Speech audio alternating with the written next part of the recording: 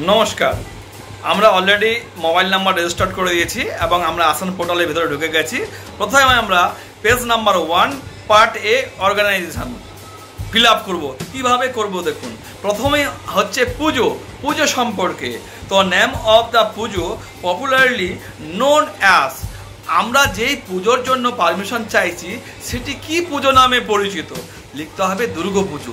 অনেকেই ভুল করে পুজো কমিটির নাম লিখে দেন, কিন্তু প্রপার হবে দুর্গাপুজো। যদি কালী পুজো হয় লিখতে হবে আপনাকে কালী পুজো। যদি ভুলবশত কেউ পুজো কমিটির নাম লিখে দেন তাতেও কোনো খুব একটা অসুবিধা হবে না, কিন্তু প্রপার দুর্গাপুজোয় লেখাটাই শ্রেয়।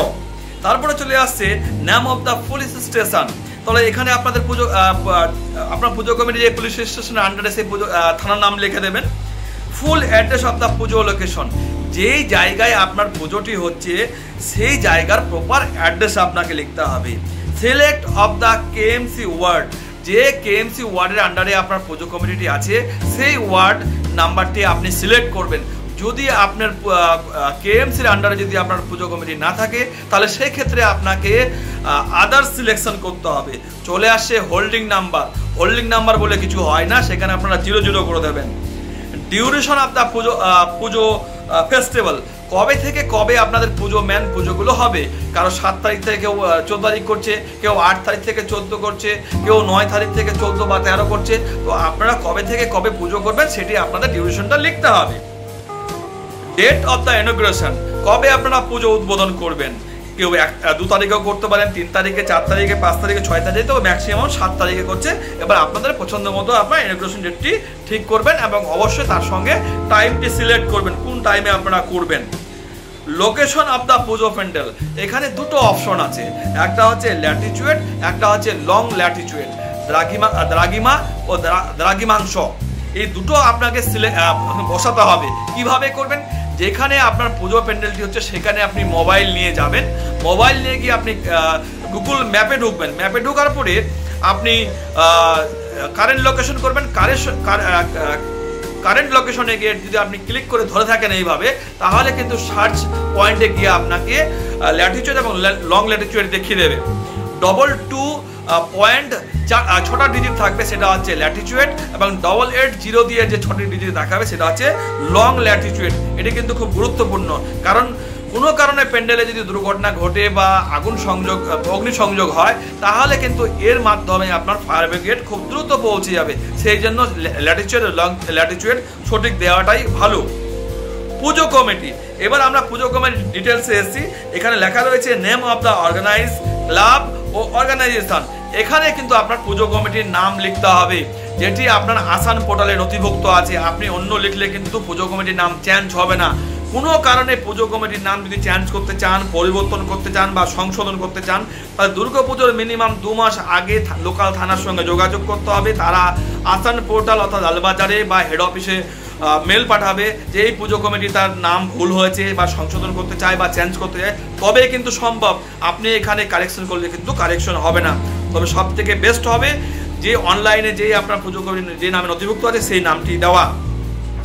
তারপর email address of the communication, যে আপনার পুজো কমিটি বা অর্গানাইজার ক্লাবের যে যদি ইমেল অ্যাড্রেস থাকলে ইমেল অ্যাড্রেস দেবেন, না হলে সেক্রেটারি বা প্রেসিডেন্টের ইমেল অ্যাড্রেসে দেবেন। Contact number of the organisation and club, যদি আপনার পুজো কমিটি বা অর্গানাইজ বা ক্লাবের যদি কোনো ফোন নাম্বার থাকে তাহলে দেবেন, নাহলে সেক্রেটারি, প্রেসিডেন্ট বা ট্রেজারারকে যে কোনো নাম দিয়ে দিবেন। নেম অফ দ্য সেক্রেটারি, এখানে অনেক পুজো কমিটির 1 বা 2 বা জয়েন্ট সেক্রেটারি থাকে। তো আমি বলবো যিনি ডিপেন্ডেবল বা যিনি বেশি দায়িত্ব সম্পন্ন তিনার নামটাই দেওয়া শ্রেয়। যদি 2 বা 3 সেক্রেটারির নাম দেন তাহলে 3 জনের বাবার নাম দিতে হবে, 3 জনের মোবাইল নাম্বার, 3 জনের অ্যাড্রেস লিখতে হবে। এবার সন অফ ও ডটার অফ, বাবার নাম লিখবেন। Residential address of the secretary যে জায়গায় থাকেন তিনাদের অ্যাড্রেস লিখতে হবে। 1 দিলে 1জনের, 2 দিলে 2জন, 3 দিলে 3জনের। Email address of the secretary যে কজন আপনি নাম লিখবেন সেই কজনের ইমেল অ্যাড্রেস দিতে হবে এবং সঠিক এবং নির্ভুলভাবে দেবেন, অন্য কারো কিন্তু দেবেন না। আর যদি একান্তই না থাকে তাহলে অন্য কারো আপনি দিতে পারেন, প্রেসিডেন্ট বা secretary. Contact number of the সেক্রেটারির মোবাইল নাম্বারটা খুব গুরুত্বপূর্ণ, এইখানে কিন্তু সেক্রেটারির নাম্বারটি দেবেন। WhatsApp number of the secretary, অনেক সেক্রেটারি আছেন যে মোবাইল ইউজ করেন না বা হোয়াটসঅ্যাপ ইউজ করেন, সেক্ষেত্রে প্রেসিডেন্ট নাম্বারটি দিতে পারেন।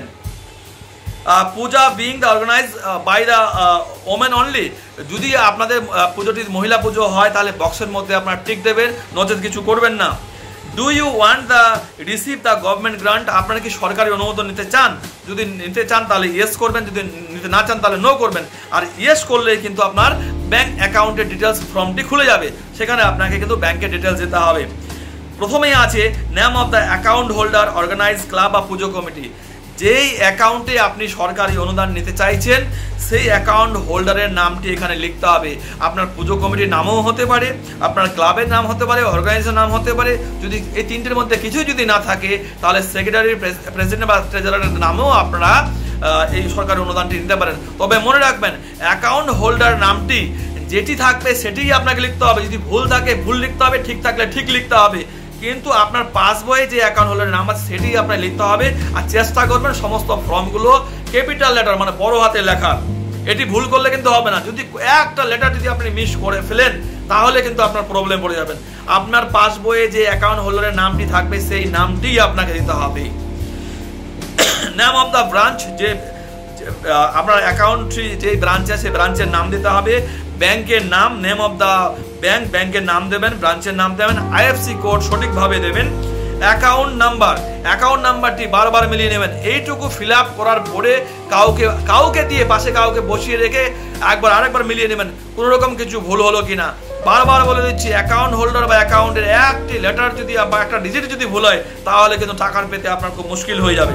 তারপরে upload your front page of the bank passbook and cancel check. তো এখানে আপনার মোবাইলের মাধ্যমে আপনার ব্যাংকের বইটি ছবি তুলে নেবেন, কিংবা আপনার ব্যাংকের চেক বই ক্যান্সেল কেটে দিয়ে ক্যান্সেল লিখে দিয়ে তার ছবি সুন্দর করে তুলে নিয়ে এখানে একটা আপলোড করবেন। কোনো কারণবশত যদি আপনার ভুল হয় তারা কিন্তু ভেরিফাই করে নিতে পারে যে ঠিক আছে না ভুল আছে। তারপরে আমরা চলে আসছি, এরপরেই আমরা চলে আসবো সেকেন্ড পার্ট, অর্থাৎ page number 2 part B site length. তো এর পরের ভিডিও দেখুন।